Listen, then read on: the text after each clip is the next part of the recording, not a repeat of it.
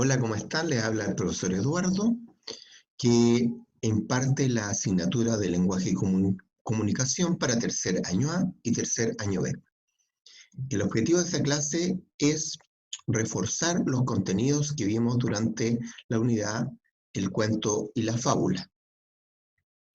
Terminando, ¿cierto?, con esta interesante eh, unidad, en donde aprendimos mucho de estos textos narrativos tan importantes en la literatura, vamos a repasar un poquito y reforzar algunos contenidos que ustedes pudieran tener por ahí un poquito débiles.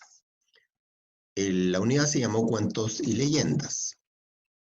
Recordemos que es un cuento. Un cuento es una narración breve, cortita. No se lee más allá de 1 hora, 2 horas, que se basa en hechos reales o imaginarios. Va a depender del autor, ¿cierto? Si tomó algún asunto real y lo adaptó y escribió un cuento, o es totalmente producto de su imaginación. Sus personajes son pocos los que protagonizan el cuento. Obviamente son pocos porque el cuento es corto, no puede poner muchos personajes. La estructura tiene una introducción, inicio, planteamiento, un desarrollo, nudo, medio y un desenlace o final o fin. En la introducción, como lo habíamos visto, es la parte inicial de la historia donde se presentan todos los personajes y sus propósitos. La introducción sienta las bases para que el nudo tenga sentido. Se presentan los personajes, sus características, se describe el ambiente, se va ya introduciendo el tema del cuento. En el desarrollo nudo medio es la parte donde se presenta el conflicto, el problema de la historia. Allí toman forma y suceden los hechos más importantes. Ya dijimos que un cuento plano en el cual no ocurre nada no va a llamar la atención y nadie lo va a leer. El cuento tiene que tener una situación conflictiva, un nudo, algo que le suscita un problema. Este hombre se iba a casar, estaba bien con su novia y aparece una ex polola, una ex novia, y él empieza a dudar si es bueno casarse con ella. Ahí se produce el conflicto, ahí se produce el problema. Una persona era un excelente estudiante, ¿cierto? Estaba impecable en todo, y de repente empieza a sentir como desánimo, ya no siente ganas de estudiar, empieza a tener conflictos psicológicos, empieza a sentir que su vida tiene que tomar otro rumbo, se produce un conflicto. Una persona está haciendo su vida matrimonial bien, su familia correcta, y de repente surge una enfermedad y cambia la situación, la historia, se produce un nudo, se produce un conflicto. Y aquí viene el desenlace final donde tiene que llegarse a una solución. ¿Qué va a pasar con esa enfermedad? ¿Se va a morir? ¿Se va a lograr sanar? ¿Va a vivir muchos años más con esa enfermedad? La persona que tenía conflictos existenciales logra discernir qué es lo que pasa, cambia radicalmente su vida. El tipo que se iba a casar y que apareció su exnovia, finalmente se dio cuenta de que a su novia actual era la que verdaderamente quería y se casa. Ese es el cuento, tiene que tener, partir, ¿cierto?, presentando, introduciendo, pero tiene que haber después un nudo, un conflicto, algo que lo haga hacer un clic y que a nosotros nos llame la atención y nos den ganas de escribirlo. Y obviamente tiene que tener un desenlace final. Hay a veces cuentos que tienen desenlaces que no están totalmente cerrados, quedan como en suspenso. Te da como la oportunidad de que se quede una segunda parte del cuento. En la comprensión lectora que trabajamos, ¿cierto?, le dimos harto énfasis en esto, leer cuentos, comprenderlos, leer cuentos y escuchar cuentos y dar respuestas a las preguntas de tipo explícita, implícita, de secuenciar cronológicamente acontecimientos, de escribir personajes, etc. Y también ustedes fueron capaces de redactar un cuento siguiendo todas las fases, ¿cierto? Desde la planificación hasta la escritura final y aceptando todas las correcciones que yo les fui dando.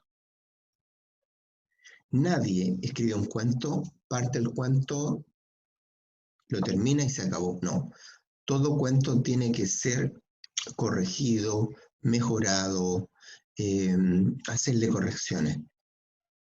También vimos las fábulas, que dijimos que son composiciones literarias breves, más breves que un cuento. Los personajes casi siempre son animales o objetos personificados, animales que hablan, objetos que piensan y objetos que caminan. Son personificados porque hacen cosas humanas. Y el principal objetivo de la fábula es dejarnos una enseñanza o moraleja, algo que nos sirva para nuestra vida diaria. La estructura de la fábula. Se presentan los personajes y trama principal de la historia, después viene el desarrollo, se desarrollan acontecimientos, se presenta el nudo o conflicto, igual que el cuento, también tiene un nudo o conflicto. Y luego el desenlace donde por fin se resuelve ese conflicto y se soluciona y se llega a un final generalmente feliz. Algo importantísimo es la moraleja. Allí se presenta al final de la fábula una moraleja en forma explícita escrita. ¿Ya? No tienes que adivinarla tú, está escrita explícita. Contestamos preguntas explícitas, implícitas, describimos personajes, secuenciamos acciones, identificamos moraleja, comprendimos moraleja, relacionamos con la vida diaria, que, pucha, qué importante eso, porque no sacamos nada con leer una moraleja que te dice, tienes que valorar a la amistad. Si después tú no pones en práctica eso, si tú no, después dices, oh, en realidad yo voy a valorar más a mi amigo, tal como me lo enseñó la fábula, con su moraleja. Leamos una fábula, perdón. Fábula, el lobo y la cabra.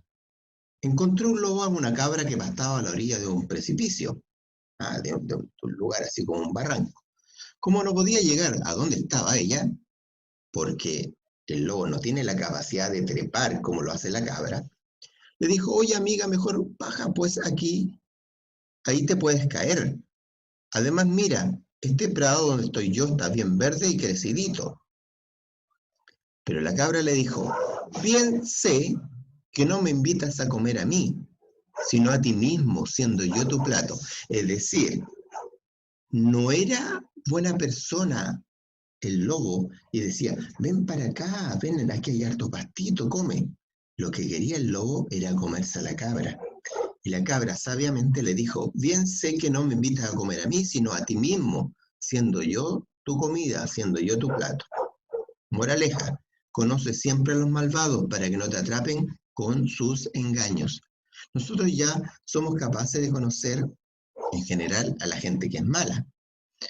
Por lo tanto, tenemos que tener un grado de desconfianza y cuidarnos de esa persona. Es lamentablemente así, porque nuestro mundo lamentablemente se ha ido para ese lado.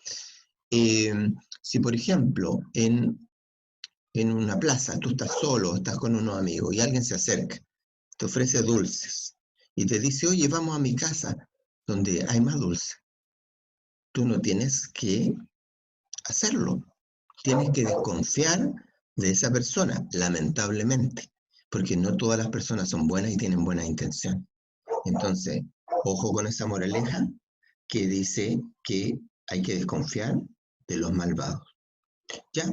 Estos fueron los contenidos que vimos durante la unidad y ojalá que este reforzamiento de esto te haya servido mucho para que hayas aclarado alguna duda que te puede haber quedado. ¿Ya?